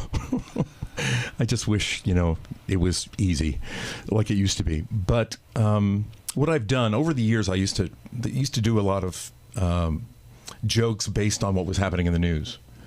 I just don't do that anymore. I just don't touch popular culture at all. Yeah. I've learned that this face is funny enough that I don't need to make those kinds of jokes. Yeah. And so that's served me well. The other thing is, yes, sometimes people don't want their kids to talk about self-sacrifice, those kinds of things. It's weird. It's odd. And I think like some parents come back at you? Some schools get real, you're going to talk about what? Self-sacrifice. What does that mean? What's that mean? A lot of people don't even understand the concept anymore, and you bring this up to children and they're like, what? Yeah, you give up something you have to help somebody else, and you'll see how that'll make you a friend, or you'll find joy in giving from yourself. And wow, and there are some adults in the school that are not sure what that's about. Yeah, Yeah, sadly. Wow.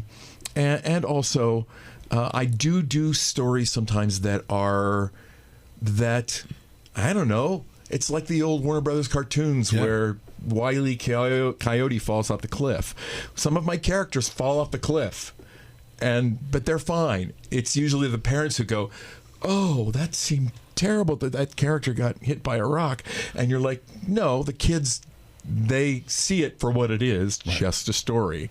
And so they can laugh about it, but the parents have to sort of, sometimes they're so sensitive about stuff like that that I've got to be careful. It must be fascinating to be out there after 40 plus years. We need to take a break, but Tim's going to stay with us. Tim Hartman, actor, storyteller. He does a lot of different things, celebrating 40 years in his profession. We'll continue on with this conversation in just a few minutes. Stay with us. Pittsburgh's Christian Talk. It's 101.5 Word FM, WORD.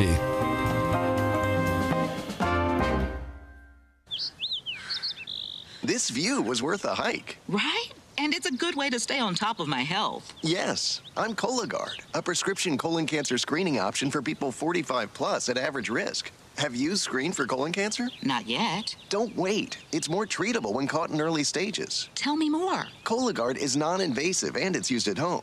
It detects altered DNA in your stool to find 92% of colon cancers. 92%? Yep, even those in early stages. This was seen in a clinical study with patients 50 and older. Any positive result should be followed by a diagnostic colonoscopy. False positive and negative results may occur. Cologuard is not a replacement for colonoscopy in high-risk patients. Do not use if you have had adenomas, have inflammatory bowel disease and certain hereditary syndromes, or a personal or family history of colon cancer.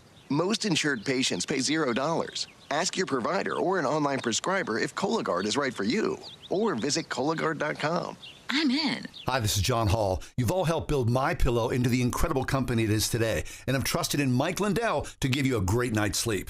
On top of the special exclusively from my listeners on the Perkel and Giza Dream bed sheets, marked down as low as $29.98, Mike is now changing the game with his 3-piece towel set. The set is made with USA cotton, making it extremely absorbent, yet still providing that soft feel you look for in a towel. The set comes with 1 bath, 1 hand towel, 1 washcloth, typically retailing for $49.99. Now, for a limited time, you get this 3-piece towel set for the low price of $19.98 with a promo code WORD. Don't miss out on this incredible offer. This is a limited supply, so be sure to order now. Call 1-800-391-0954. Use the promo code WORD or go to mypillow.com. Click on the radio listener square and use promo code WORD. These offers will not last long, so order now with promo code WORD at mypillow.com for this radio exclusive offer on all bed sheets. The battle lines are drawn. The war for America's soul is on the line. Learn who's on the right side. Join Salem Media Group and this station for the Battleground Talkers Tour, coming in October as the best minds in conservative media and thought dissect the coming midterm election. Wired Differently presents Gallagher, Hewitt, Prager, and Tatum, the Battleground Talkers Tour, Thursday, October 20th at the Doubletree by Hilton and Greentree. Tickets at wordfm.com. Sponsored in part by Abernathy and Hagerman Law. We are everywhere. On your radio at 101.5 WORD-FM Pittsburgh, at wordfm.com, the Word FM mobile app, iHeart, TuneIn, and Odyssey. Hey everybody, Greg Laurie here from A New Beginning. You know, we're excited about our partnership with the OnePlace.com app. You can listen to my messages anytime, anywhere, even offline, without Wi-Fi with the OnePlace app.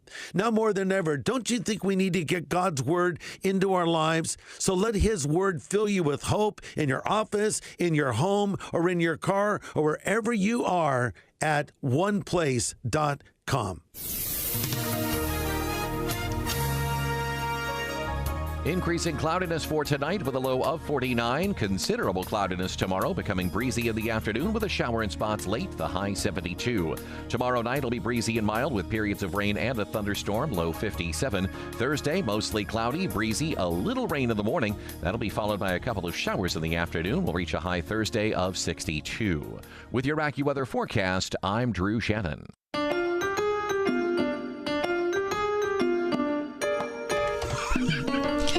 Tim Hartman's with us. During the commercial break. Native Pittsburgher, professional actor, singer, cartoonist. You mentioned the word story. Yes. A bunch of times. Yes, I like story. Yeah. Okay, but that's for someone who is a Christian, as you are. That's not. It's becoming more and more unusual. we talk to a ton of people on this show. It's what we do. And I can't tell you how many people come in and say, oh, I mean, I only read nonfiction. I there's so much to learn. I can't, I wouldn't waste my time on a novel or a story or anything like that. Or they would say, why would I read a story when the real world is so fascinating? Right. Which I get. Yeah. And that is a part of what I do. Yeah. I mean, if I go to a church, they'll hear stories about real life things that happened to me, just because I'm not a smart man. That's all you can think of. Yeah, right. But this is what I always tell. This is the other thing I tell churches, that I find stories that I can find Jesus in. And it doesn't matter what culture it is. You'll be amazed at God's story throughout so many cultures that they don't even know, because that's the story we want in our hearts. Yeah. So I'll deal with self-sacrifice a lot. I'll deal with I'll deal with people who are willing to lay down themselves for others. I'll make sure that the stories have a heart, will be really funny, but will hit something in their hearts that will maybe strike a chord into eternity, and that's really important to me. Yeah. When I was a kid, we were talking about dinner, what the dinner table was like in our homes growing up. John was sharing being one of 9 people around his dinner table. And I was sharing about we didn't even have a dinner table. We would have 3 TV trays and we'd watch TV. Jeopardy. So we have a different. That's what my wife did and I do now. Yeah, well, sure. So we have a different situation. But because I didn't have any siblings at home, I spent a lot of time by myself when I was growing up. And so stories, that was what I retreated into. That was my happy place. And so now that I'm an adult, I can't live without stories. I can't. It's like if I haven't read a story or watched something that is like a really gripping thing in over 3 days, I start to shake. Like cool. It's just part of how I think. Right. And so much of I don't know. I feel like it exercises a different part of your brain. Yes, it does. Than reading, or Wikipedia or a newspaper or even a fine Christian work of theology or discipleship or something like that. Yeah. Talk totally about agree. that. What do you think? Well, I think that there's no better joy than going in front of a group of children who may be hitting each other and picking their noses and acting ridiculous, and to draw them into a story. It goes from kindergarten kids don't know what to do with themselves, they're pointed the wrong way, they're waving at somebody in the back row, and it goes from that to their eyes come up, you start to tell the story, you can see that switch going on in their heads, and all of a sudden they are totally sucked into it because they're using a part of their brains that they may not use a lot, but it's so basic to what children are. Which is they're so in touch with their imaginations. So you're right that sometimes we hand kids everything now, right? Movies and the iPads and phones and everything. But you'd be amazed at how any child, and even most adults, once you start drawing them into the picture you're telling, they will create that world in their heads, and you will be blown away at how in tune to that story they become. I love that. That's a very powerful place you're in there. Yes, it is. That's a lot of responsibility. It is. It is, and I take that responsibility. There's nothing sadder to me than when I see people who cynically look at performing for children as something, as a secondary art. It always made me angry. It's still, in a way, because even with my 40th anniversary, I had like 4 or 5 papers write up stuff about it, which was very nice. But I've had trouble over the years getting people to pay attention to what I do, because he's just performing for children. Even in Mr. Rogers' backyard, you think we'd be all, you'd think. Mr. Rogers. Yeah, you'd think. And there are people that do value that. But like in the arts culture, like, amongst the theater folk, it's seen as something sort of secondary, and it makes me very sad. Let's talk about that. We need to step away for just a minute. Tim Hartman's with us, celebrating 40 years from church basements and cafeterias to Broadway. That's on your resume. Tell us that story next. Back in just a few minutes.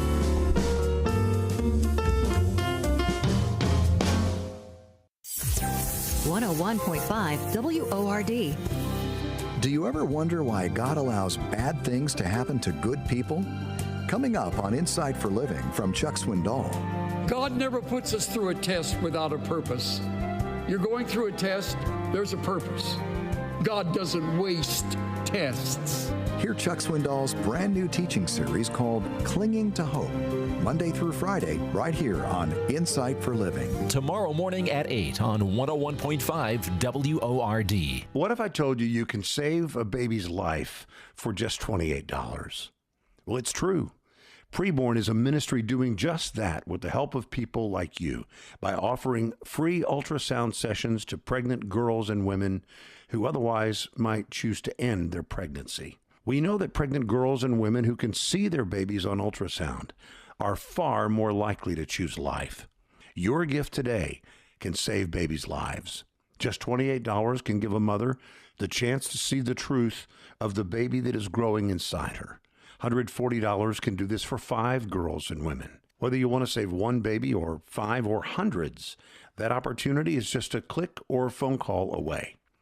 Call 833-850-BABY. That's 833-850-2229. Or click on the Preborn banner at wordfm.com. From Kingstone Studios, no vacancy, an incredible true story comes to Salem now. Now they want to purchase a motel and turn it into a shelter for homeless families. A demoted journalist, a recovering addict, and a pastor fighting for the homeless find themselves at the end of hope. I got 45 signatures right here, Mayor, against this proposal from my neighborhood. Let's stop this! It's like the grapes of wrath.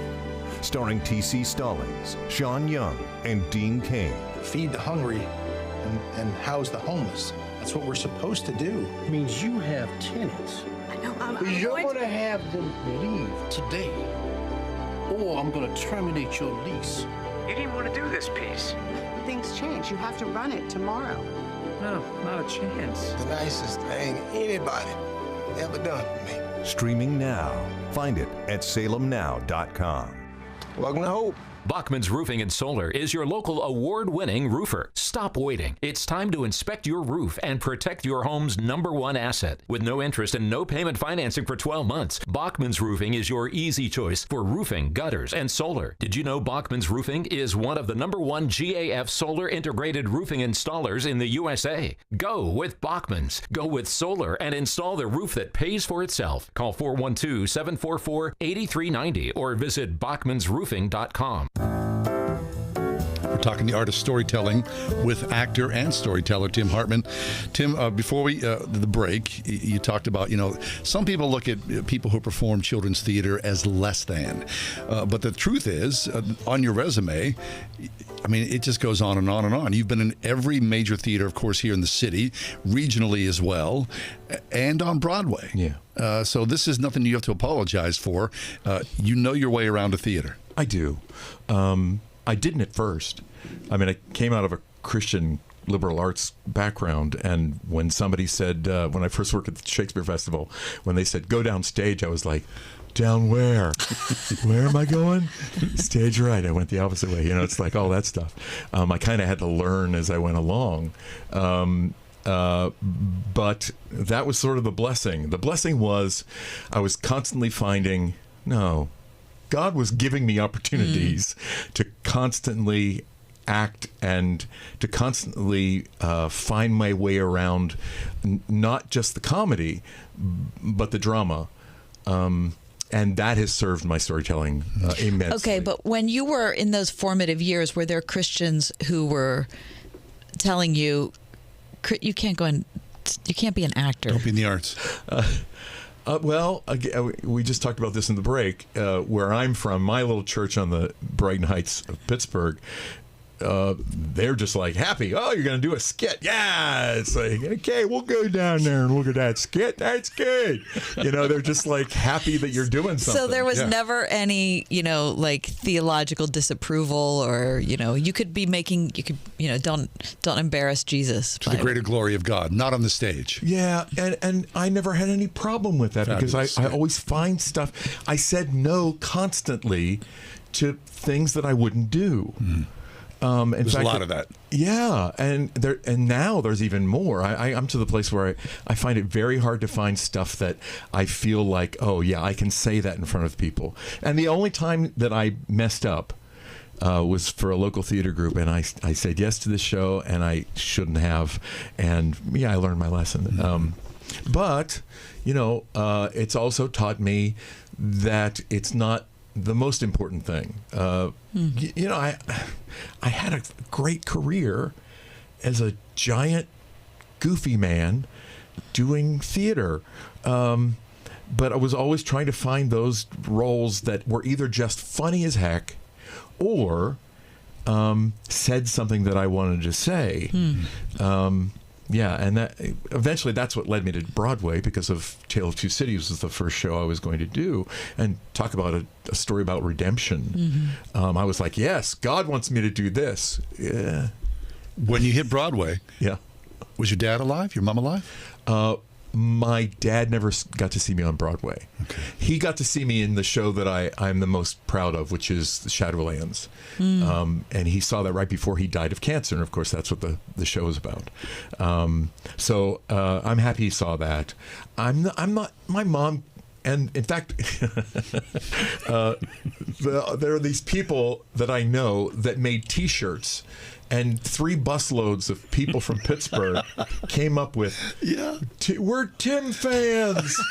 And so the producer sees all these people coming in, Tim Hartman fans, coming into the theater. I'm like, yeah, we can sell. Wow, we had no idea. It was just all these people from Pittsburgh coming in. Just loving on you. Yeah, Fabulous. And it was fantastic. That was all great.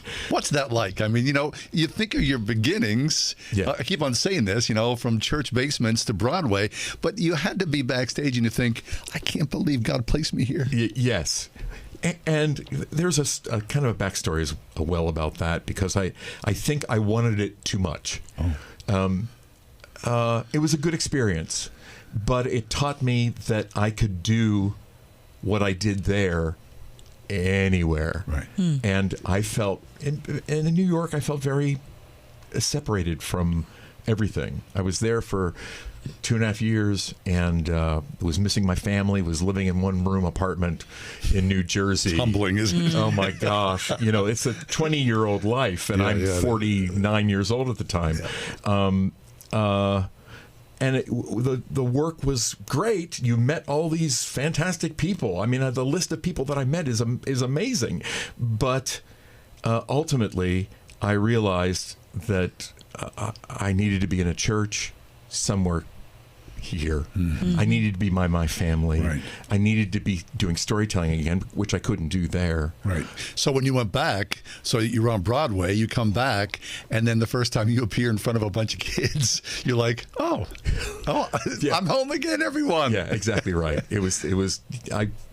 You know how Eric Little in Chariots of Fire. Yeah, I feel God's pleasure. Mm-hmm. Yeah, there you go. I'm in front of an audience of children, and I feel God's pleasure. Isn't that wonderful? Yeah. Same thing with Christmas Carol, actually. That's really wonderful. Christmas Carol, of course, fabulous. Yeah.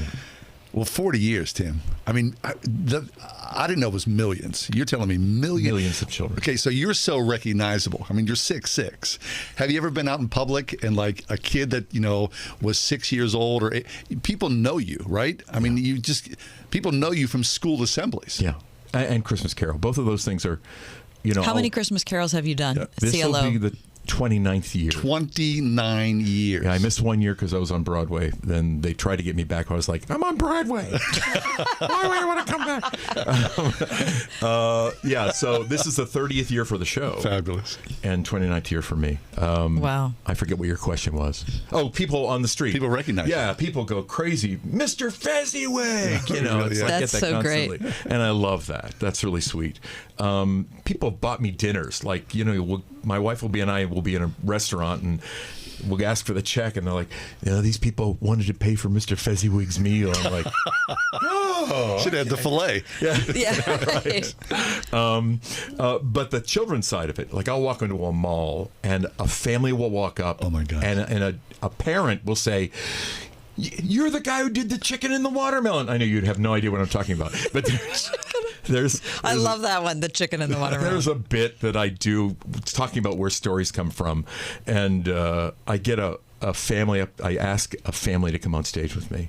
They're made up family, just kids from the audience and a teacher, and I I have the mother tell them a story like it's 120 years ago. They're in a cabin and they have nothing else to do. And the mother, what do you do? The mother sits them down and says, "Once upon a time." And then I say, "There was a chicken and a watermelon, and there's this chicken walk along my nose." And the kids love the bagok, right? So it's ridiculous because parents don't respond to that at all. Like I'll do a show where there are lots of adults and they'll go, "We didn't get the chicken and the watermelon," but the kids love it. So, you know, the people walk up to me in the mall, "Do the chicken and the watermelon. We remember when you did the chicken and the watermelon." I'm like, "Oh, okay." Fabulous. And I don't know if they learned anything from the show. But they laughed and they remember the laughter. Yeah, they remember the laughter, which is always... I don't know, Tim. I mean, it's such a unique, unusual blessing that you've been given, that you've given us. I mean, you just have to thank God for this. It's an unusual career. Yeah, every day. Every day. I'm humbled by it. Yeah. Sorry. That's all right. I love that you are humbled by it because that's what... You can be cynical quickly. Well, and that's the only response to a gift. Yeah. Is to be humbled by it. That's right. Do you know what I mean? So many people I know who work on Christmas Carol are like, I don't think I could say these lines anymore. But to me, it's a gift. It's like I will find ways to make it real every time. Yeah. Celebration. Yeah. In our last 30 seconds or so, tell us about your political cartoons. Oh, my cartoons run in the Trib and newspapers all over Pennsylvania. How many newspapers? It's like 45 now. Fabulous. And the political does cartoon, I don't know. It's crazy. It's just something I can do every day. And I here I go. I make fun of politics and hopefully people get There's so much material. Oh my That's the good thing, Tim. We live in a state that just everything cries out for me to make fun of it. Yeah. So I made fun of the Steelers today in the Trib, so take a look at that. And why wouldn't you? It's healing probably for all of us. Tim, congratulations. Yeah. Thanks. I mean, seriously. Really 40 years plus. Amazing all set the things of decades. you've done, all the people, all the laughter, all the joy that you've given. All the It's kids fabulous. and teachers and parents and everything. I know you're a humble guy, but it's a moment to be proud of this. A really fabulous thing. Good job. Thanks. That's Tim Hartman. You can find out more information about Tim by looking at his political cartoons in the Trib. And if they want you to tell a story, how do they find you? They just go to my website, timhartman.com, or give me a call from there. Write me an email.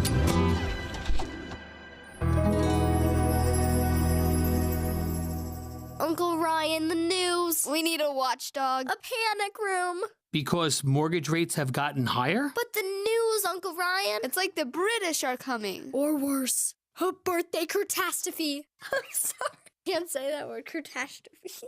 It's Ryan from United Faith Mortgage, and yes, we're going heavy on the jokes to make a point. Mortgage rates are up, and no, it's not optimal for anyone. But there is another reality. Life does go on. Maybe you're ready for your first home, your dream home, or maybe it's time to downsize. Life goes on. Rates have been higher in the past, and good people still need new homes. The point we want to make is, if you buy a new home this year and you don't use our direct lender advantage, which can often save you monthly and lifelong money, along with us paying $1,000 of your closing costs, you'd be crazier than a watchdog in a panic room. See what we did there? we are United Faith Mortgage. United Mortgage Corp, Melville, New York. NMLS number 1330. Pennsylvania Department of Banking and Securities. Mortgage lender license 22672. Hello? Hey, stranger. Oh, hi. Thank goodness it's you. I was afraid to answer the phone. Why? What's up? The credit card companies are after me. They want me to make payments and the calls never stop. Ouch. Been there before, but I got help from Trinity Debt Management. Trinity? Yeah, I called and right away Trinity contacted my creditors and got my interest rates cut in half.